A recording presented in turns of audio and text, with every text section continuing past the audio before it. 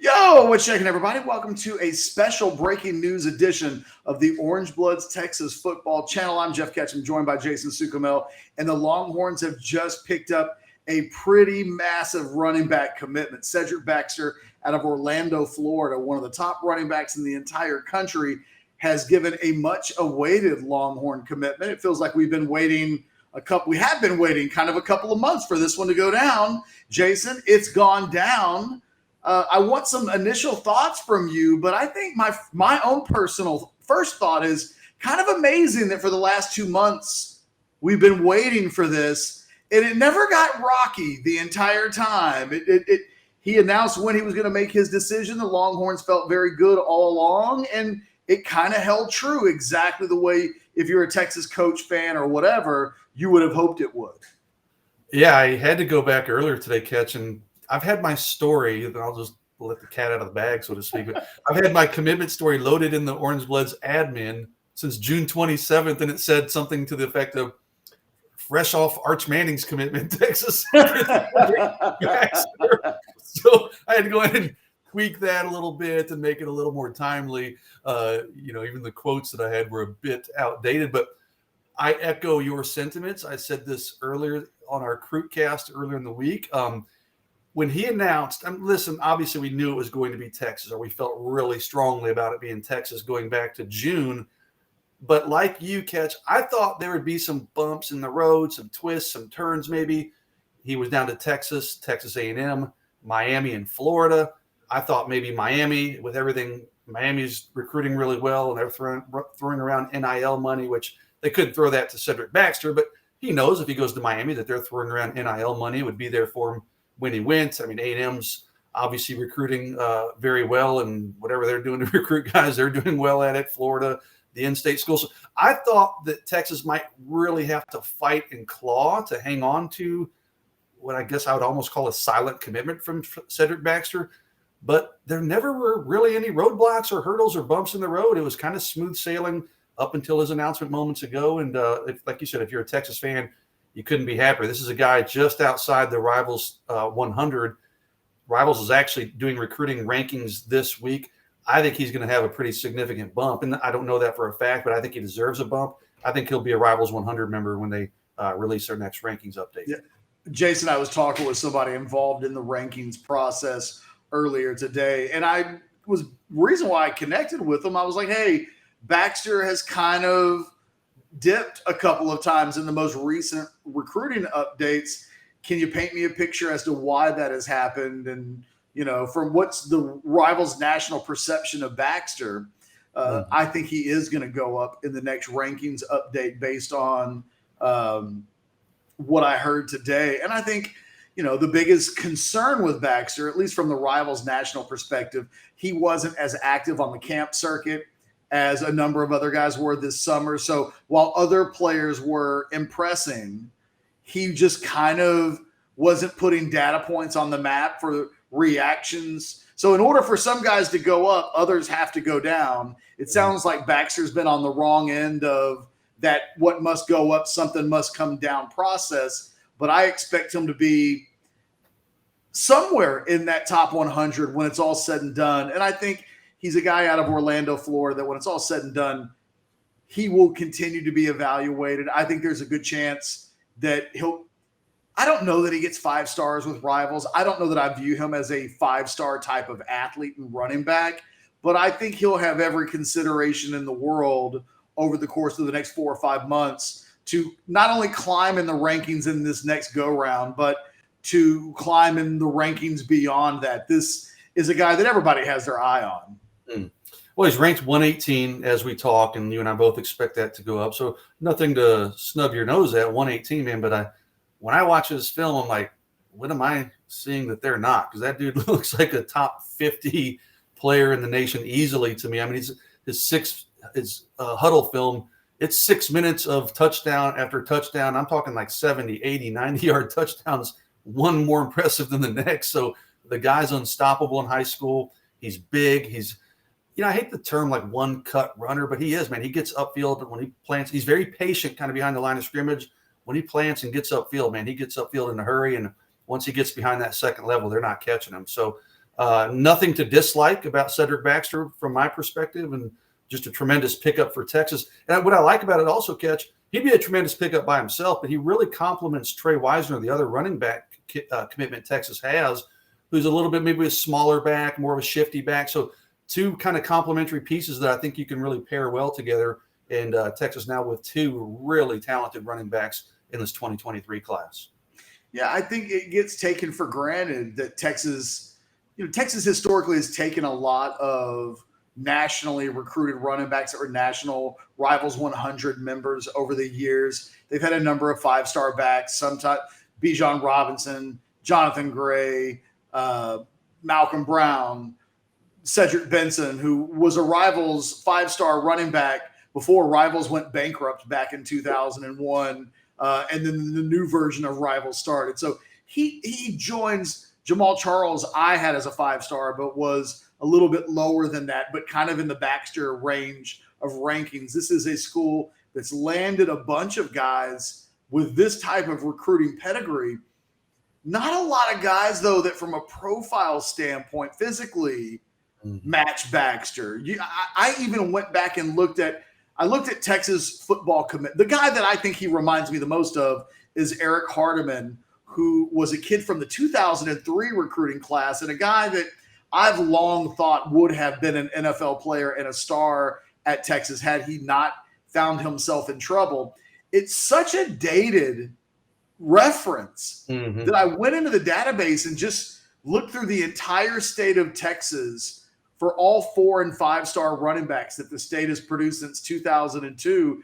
And I still couldn't find anybody better than Eric Hardiman. The fact that this kid tips the scales at 6'2", 215 brings, I think, a really nice combination of quickness and feet and speed.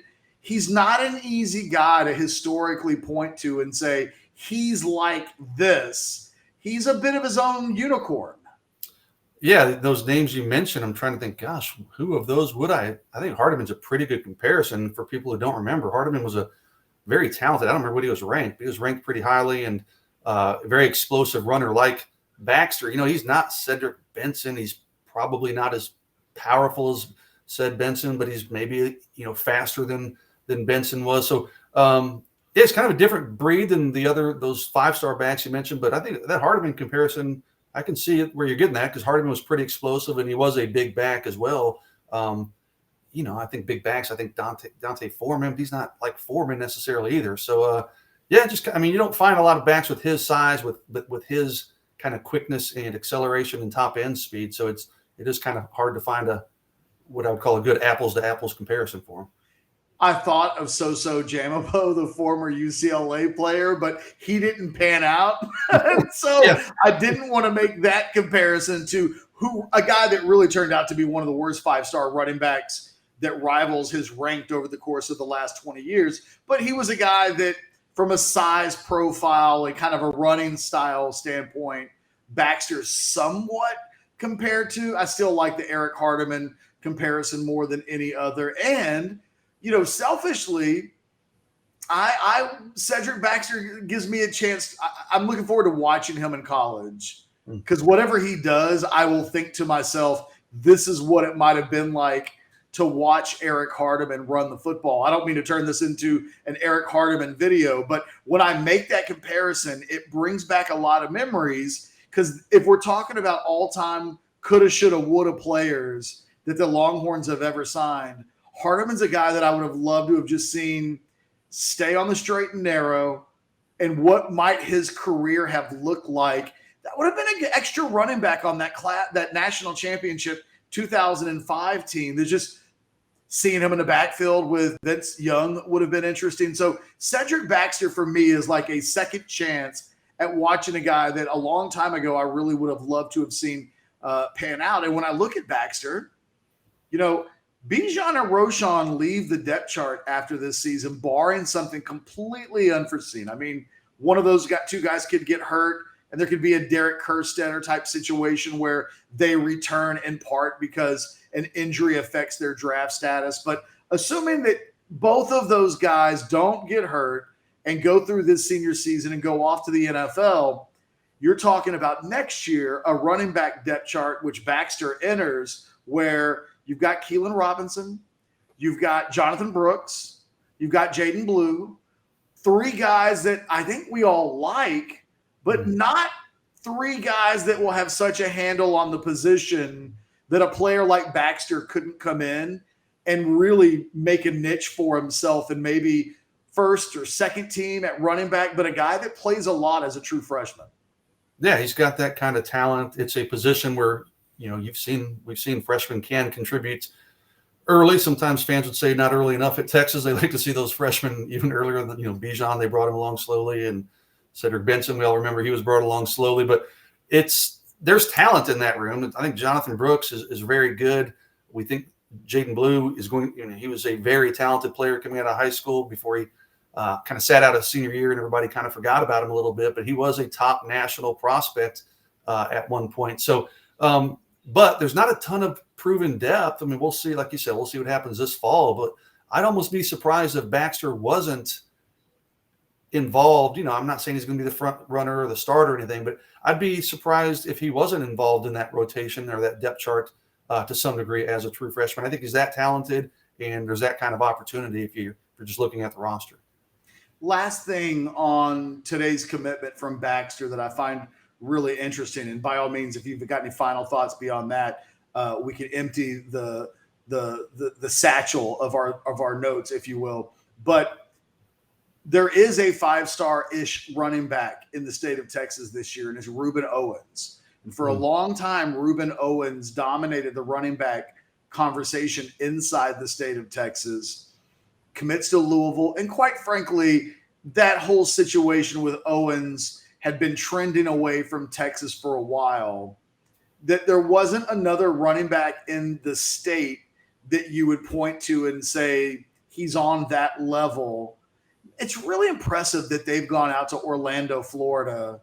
And I know that Tashard Choice, who's instrumental in recruiting and landing Baxter, I know there's a relationship that goes back to when Choice was at Georgia Tech and was recruiting Baxter there. So that obviously helps Texas. But for this coaching staff, Sark, Choice, everybody involved, to be able to go out to Orlando and land a player with this type of pedigree, this isn't some high 3-star. This isn't some guy that didn't have options. This is one of the 5 or 6 best running backs in the country at worst. And this isn't a part of the country where Texas has usually made a lot of their hay. Maybe a little bit under Charlie Strong, but I'm really impressed that to find their number one answer at the running back position. And yes, they do have another commitment from an in-state player, but Baxter will be the headliner in this class on signing day. To be able to go out and get this guy the way they have off of a 5-7 season, it just, again, speaks to the recruiting chops of this staff and their willingness to kind of go wherever they have to get the talent that they feel like will take them to the next step. Yeah, I think a big tip of the cap to Tashard Choice. I mean, when Ruben Owens kind of somewhat surprisingly, the timing of it was all weird. And when he announced for Louisville, the immediate reaction was like, whoa. And then like, uh-oh, what's Texas going to do? That uh-oh lasted about 10 minutes because then we started hearing, don't worry, they're good with Cedric Baxter. And, Choice, he recruits Florida pretty heavily. He's pretty active down there. He's done a good job. He said he had built a relationship with Baxter before he gets to Austin. That carries over. And listen, he was a former Florida State commitment, Cedric Baxter was. His Final Four, I'll say it again, Texas A&M recruits exceptionally well. And then 2 in-state powers in Miami and Florida. Those were his Final Four, along with Texas, of course. So to go down there, poach, if you will, this kind of talent out of Florida, out of South Florida, and get him to come to Austin, Texas, instead of one of those in-state schools off a 5-7 season. I mean, it's really impressive. This staff, you said they're recruiting chops. They continue to prove it. I mean, that a top 5 class on the heels of that 5-7 season. They're looking at probably another top 5 class this go around. They haven't even played a game. I mean, that 5-7 is still lingering. They haven't had a chance to kind of prove everybody, hey, we're taking steps in the right direction. But they're recruiting lights out without the kind of proof being in the pudding, so to speak. So tremendous job. I think Tashard Choice deserves a big pat on the back. And, this is not, if you had just asked me 6 months ago, I wouldn't have thought Texas had much of a shot to land Cedric Baxter. I would have told you, yeah, they're probably kind of just wasting their time a little bit to some degree. But, they'll go anywhere, as you said. They'll go anywhere, especially Tashard Choice. He doesn't mind recruiting nationally. We've seen it. He's already targeting some 2024s, top national guys outside the state of Texas. So tip of the cap to Choice. Big recruiting win for him and obviously for Texas as a whole. Any final thoughts? No, just now I think all of my pre-commitment stories are officially published. I think I had like 10 of them at one point. So those are published. Got another one I need to start working on, but we got a few weeks on that one, I think. So, but yeah, it's kind of good to be caught up, so to speak, with all these commitments and instant analysis. I know you've had those written for months, literally. So it's good to be kind of caught up on all these silent commitments and have them all out there in the public.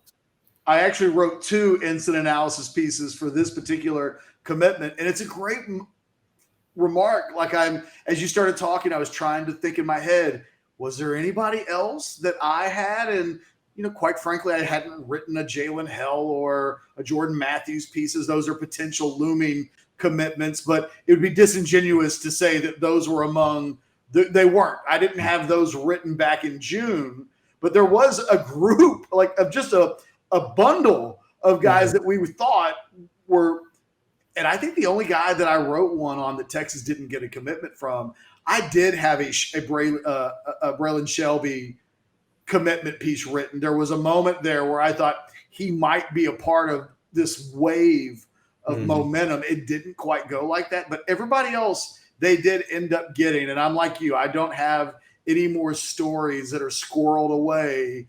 We need to wrap. I've been holding on to since June. Yeah, we got a couple more. We probably better get started on this weekend, though. So. No, it is just around the corner. Hey, do us a solid, like the video, subscribe to the channel, and hey, leave in the comments section your thoughts on this commitment. How big do you think it is?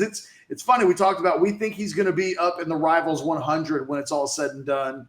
It's hard to know just where his head hits on the ceiling with that ranking, but all of the services really other than Rivals have him in the national top 100. He may soon be there. He's not ranked as a 5-star guy by anybody, but everybody has him as kind of a high 4-star guy and roughly a national top 50 type of commitment.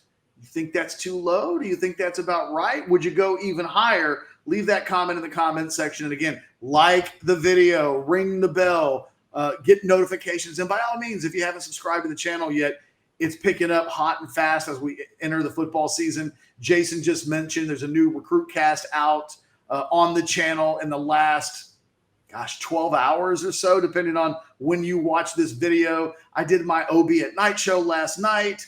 Onwards going live with the Drunk Uncle. Depending on when you watch this, it may be live right this moment. So do us a solid. Check out the channel. Subscribe to it. For myself and Jason Sukamel, you guys have a great night, a great day. We'll talk to you soon. Later.